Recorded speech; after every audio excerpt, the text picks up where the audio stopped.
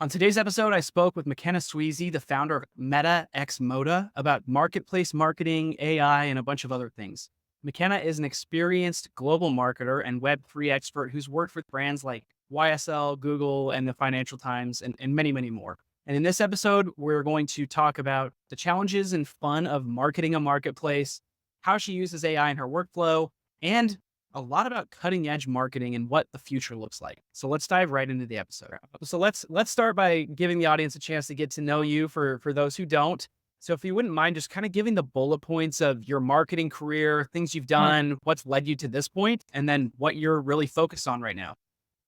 absolutely. So I've been a marketer basically my whole career, a little foray into sales there, which I think is always helpful for people to, see different sides. I started in luxury fashion PR. I moved to tech. I spent 5 years at Taboola, which I'm sure many performance marketers are familiar with, the ad and content platform that is everywhere. Um, I went to the Financial Times, and then moved back to the US and worked at Etsy and subsequently eBay. So a lot of marketplace experience and a lot of thinking about the dynamics of a two-sided marketplace and sort of the push and pull.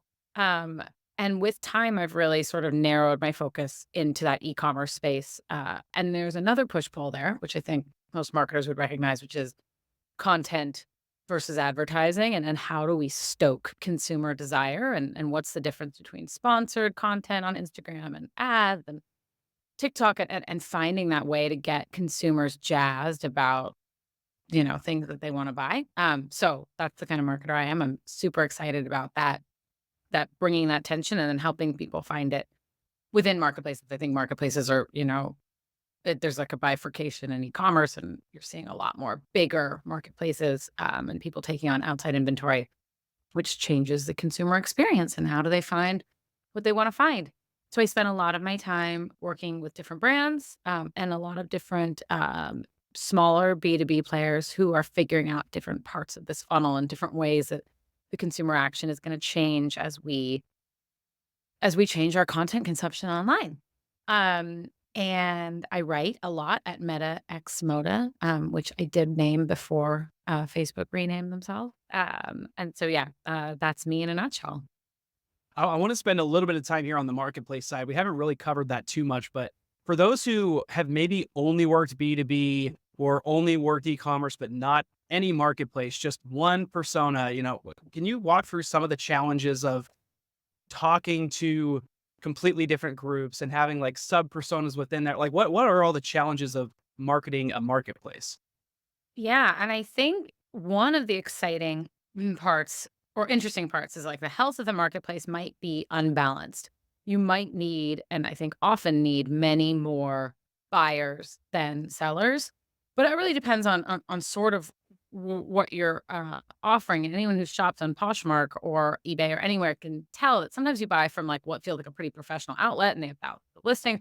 And sometimes you buy from me and I've listed like one thing every 6 months. Um, my ratings, they're good, but they're not as robust.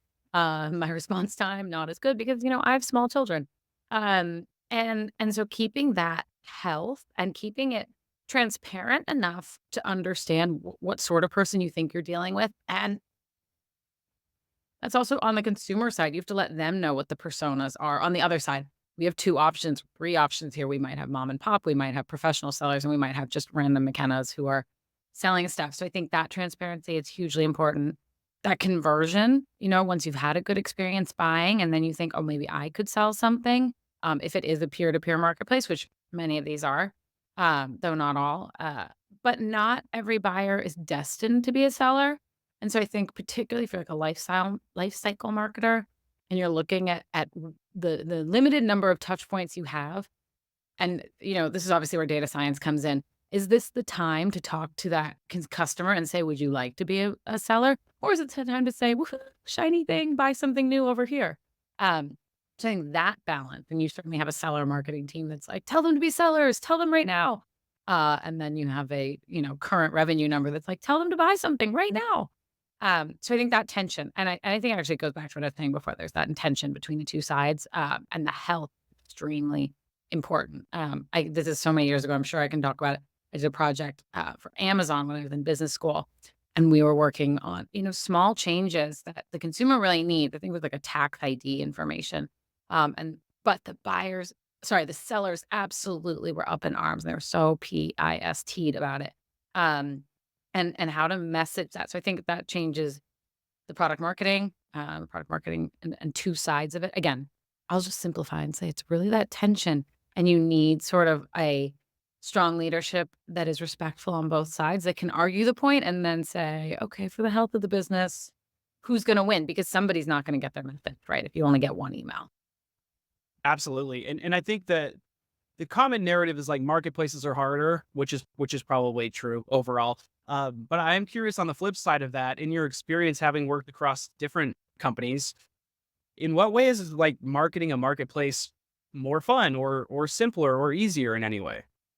Well, I'm going to say something so of the moment and lame, but true, that I think that we are going to see just like a golden era with AI innovation. And certainly this has already started to come true, but like image search, where you can take a picture of something on an influencer that you saw on the street, that you saw randomly on the web, and you can plug that into eBay, Etsy, whatever, and be able to find something that looks like that. I mean, that makes it so much easier to find what you're looking for from the millions and millions of SKUs that are existing on a marketplace. And that's really the problem, right? Literally an infinite scroll. Like Amazon's sort of an infinite scroll. eBay is infinite scroll. Um, and so those are really awesome. And being able to help sellers describe it more effectively, modify the imagery so it's more appropriate and more attractive. When people take pictures at home of things, like they're not professional photographers, they don't have a mannequin at home. If you're taking a picture of a dress, um, they don't know how to find particularly electronics. There's like a series of important numbers that might appeal to someone. But to me, who's selling my, like, I don't know, stereo, I have no idea what those numbers are, but AI can help me fill that out, flesh out that information, tell me where to look for it. And so it's both in the seller side and on the search side. I think we're going to see just like a golden age. And then curation and recommendation, again, back to that infinite number search. So that's why I think marketplaces are super exciting now. A lot of those innovations will also affect regular retailers as well. Um, but I don't think it'll be as revolutionary because of the way they already used humans and like sort of a more organized set of things to sell to overcome some of those things. Yeah, I love the idea of how AI integrates into all that. I want to kind of shorten the scope here to just you with AI. I don't want to stay on AI. It's the hot topic, obviously. Um, when you're just looking at your calendar, the things that you do every day, how is AI already fitting into your workflow across the board there? Like, what tools are you using? How are you using it? And then also the flip side, what do you just not trust it to do at all? So I'm not a Luddite or negative. I subscribe to all of them and ChatGPT and Claude, and I've played around so many times. I have found I'm helping launch a small D2C brand right now, and we're looking for some like Instagram imagery and branded stuff, and playing around with the logo. No go. Like I am, not able to pull out anything that I would consider usable. Now, I'm sure there are people out there who are like mid-journey experts, and they're just really on it. But that person was probably a graphic designer expert already, so it maybe shorten their workflow. But for me, who couldn't do it without this tool at all, no go yet. Um, the writing stuff, I think it's really helpful. I have yet to see it achieve brand voice. It can be helpful, but the best stuff still comes from a human still. I believe that won't be true in the future, but so I do have it review all my blog articles. How is this? Is it clear? Is it cohesive? I like Claude because it's very positive and it always tells me how great my articles are. Um, and um, yeah, so yes, I do use it in my workflow. I would not say that for me personally, it's been like a massive overhaul. I haven't recently pitched any clients using like this kind of SWOT analysis, but I did see this very cool startup. I think it was called like Jed.ai, where you just sort of typed some thoughts on a SWOT analysis and it like spat out a bunch of slides that were both attractive and took an understanding of the I don't know, the lipstick market into account and made them for you. I've not road tested that. That's not a product endorsement. But I think we know that's coming, and that will be awesome. But it hasn't come into my workflow yet.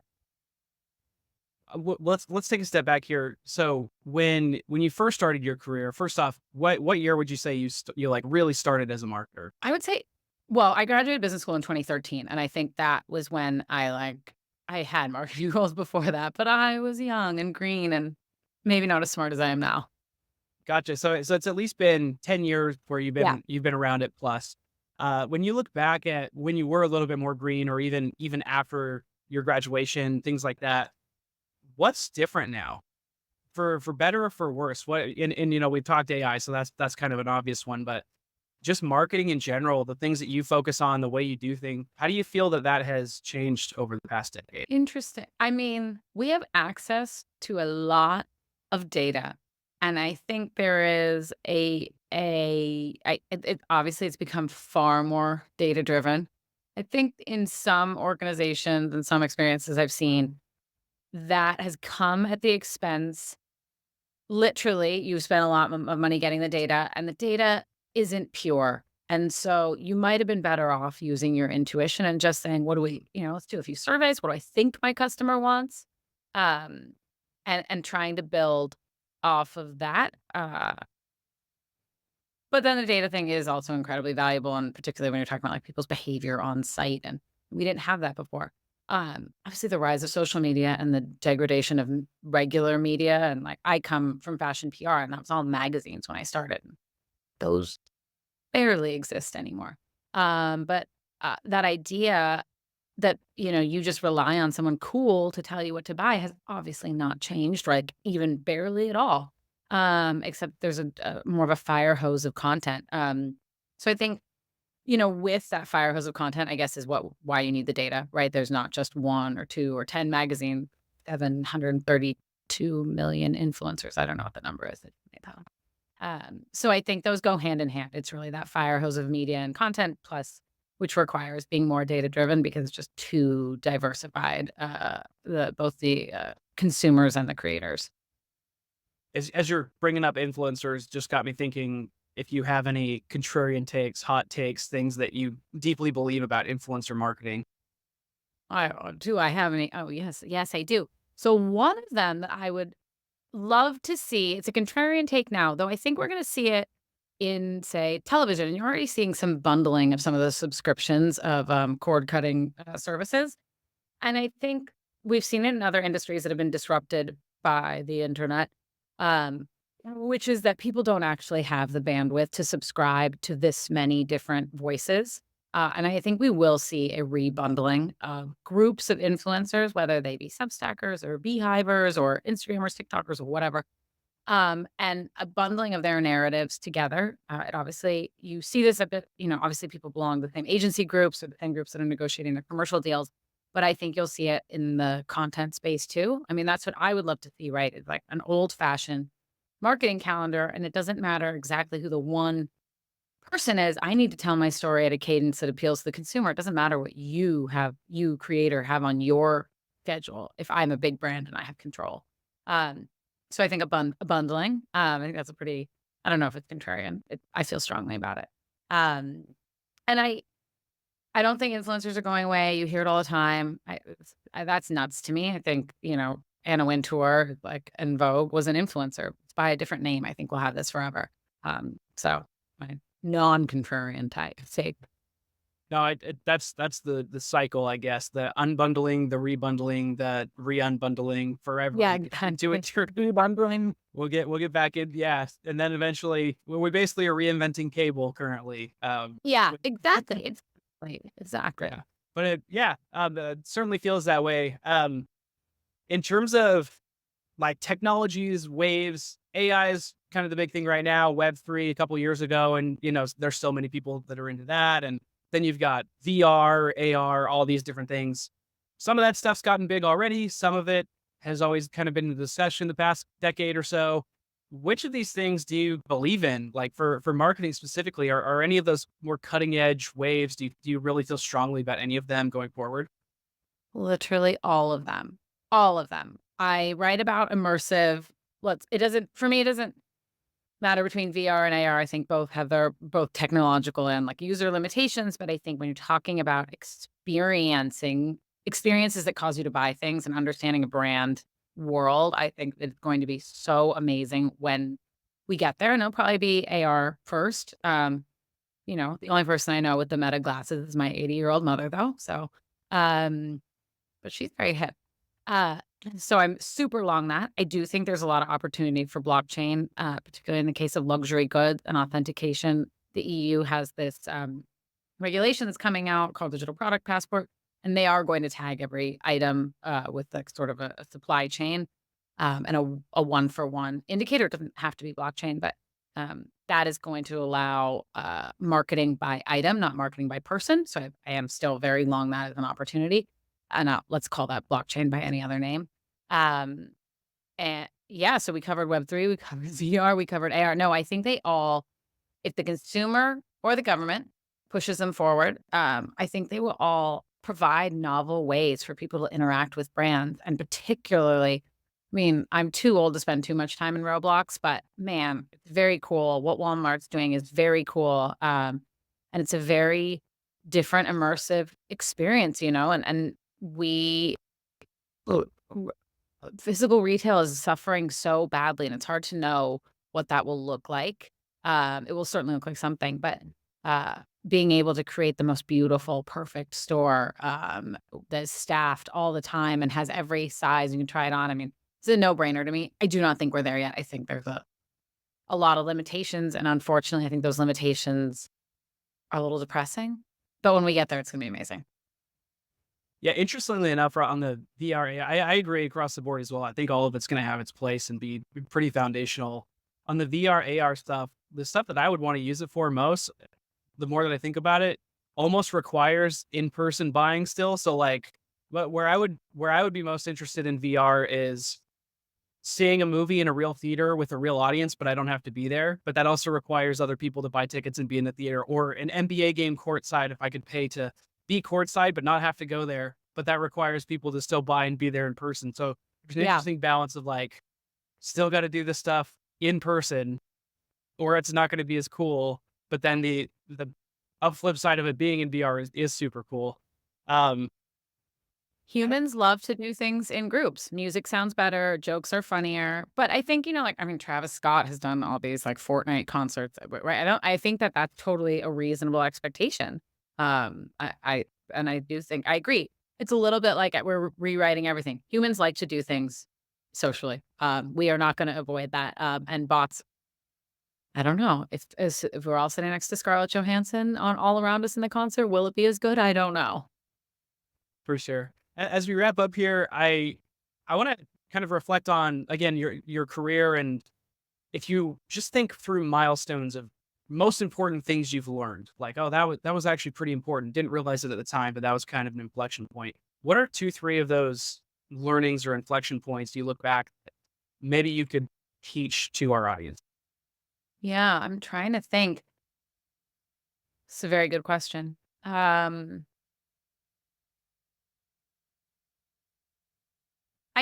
one thing that has been very interesting in my career is that I've done like real startups and then Fortune 500, and that is like a huge dichotomy. And uh, I think it's reminded me of the place of some of these processes and say data. And so my example before of using your intuition of like, if you're at a smaller company, you shouldn't waste your time on things that are expensive where you might be able to get 80% of the way there at the off the back of your hand. And if you're in a larger company, the value of a larger company is that it's like a giant boat in the sea, like it turns slowly, but is a lot of weight when it turns. And so you have to be very mindful of asking the boat to turn. And so I think keeping in mind the value of process and trying, and certainly I have seen the value of process more. I was very comfortable in a startup where we just did, whatever we felt like. But now as I have exposed myself more, I think I would have always put a process check. We don't have to add process. We just have to confirm that we not using process is the right move. So I think that's one thing.